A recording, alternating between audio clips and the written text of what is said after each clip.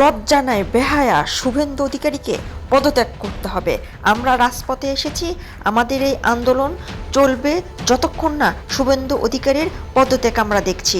তিনি দিনের পর দিন এই গত 2 মাসে তিনি যা করছেন, তিনি গরিবের পেটে লাথি মেরেছেন, তিনি গরিবের ভাত নিয়ে ছিনিমিনি খেলেছেন, তিনি রাজপথে যে সকল ফুটপাতে দোকানদার আছে তাদেরকে উচ্ছেদ করার চেষ্টা করছেন, তিনি মিথ্যা বাহানা দিয়ে কিছু নাগরিকদের বাংলাদেশে পাঠিয়ে দেওয়ার ব্যবস্থা করছেন। কিন্তু দেখেন তাদের অবদান অনেক।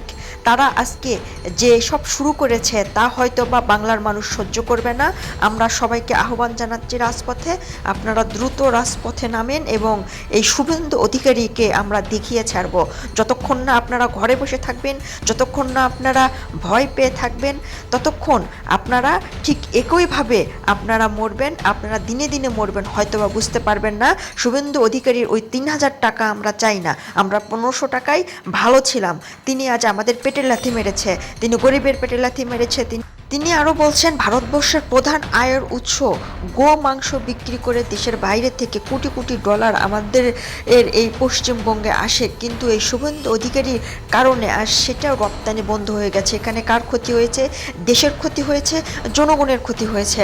বরং সে একজন রাজনীতির নামে যে মূর্খতা ছড়িয়েছে এবং যেভাবে তিনি এই দেশকে ধ্বংস করছে, পশ্চিমবঙ্গের মানুষ এই 2 মাসে অতিষ্ঠ হয়ে গেছে।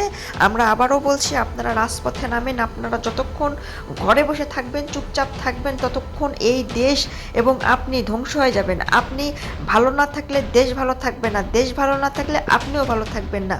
সো আমরা সবাই চাই আপনারা ঘরে না বসে রাজপথে নামুন, আসুন আমরা সবাই মিলে আন্দোলন মিছিল করি এবং এই শুভেন্দু অধিকারীকে এই পদ থেকে আমরা দেখিয়ে ছাড়বো। পার্শ্ববর্তী দেশ দেখেন, বাংলাদেশ, তারা কিভাবে এগিয়ে যাচ্ছে এবং কিভাবে নিজেদের দেশকে আরও উন্নতির দিকে নিয়ে যাচ্ছে। কিন্তু অপর পাশে দেখেন আপনারা এই শুভেন্দু অধিকারী যে ক্ষতিগুলো করছে, এখানে প্রত্যেকটা জনগণ, প্রত্যেকটা হিন্দু, মুসলিম, বৌদ্ধ, খ্রিস্টান যারা যারা সবাই বসবাস করছে, সবার সাথে যেভাবে ও অন্যায় অবিচার করছে, আসলে হয়তোবা সেই সময় আর বেশি দিন নাই।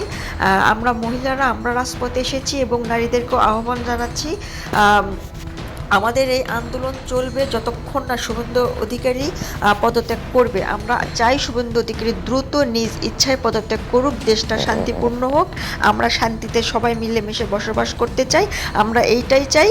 আমরা সবাই রাজপথে নেমেছি, আপনারা আমাদেরকে সহায়তা করুন, কারণ আমরা এবার দেখিয়ে দিব শুভেন্দু অধিকারী যে বিজেপি নেতা, তার থেকেও কিন্তু মোদির আরও নেতা রয়েছে, বরং এই শুভেন্দু অধিকারীর মতো নয়। তিনি যেভাবে ফুটপাতের দোকানগুলো উচ্ছেদ করছে, রেল লাইন বসিয়ে দিচ্ছে, কিন্তু 30 বছর, 17 বছর, কেউ 20 বছর ধরে যে দোকানপাটগুলো ছিল সেই দোকানপাটগুলো উচ্ছেদ করছে, আসলে সবার পেটে লাথি মারছে। সে তো জনগণের বন্ধু নয়, বরং সে জনগণের শত্রু হয়ে দাঁড়িয়েছে। তাই বলছি দ্রুত রাজপথে নামুন এবং এই শুভেন্দু অধিকারী আমরা দেখিয়ে ছাড়ব। ধন্যবাদ।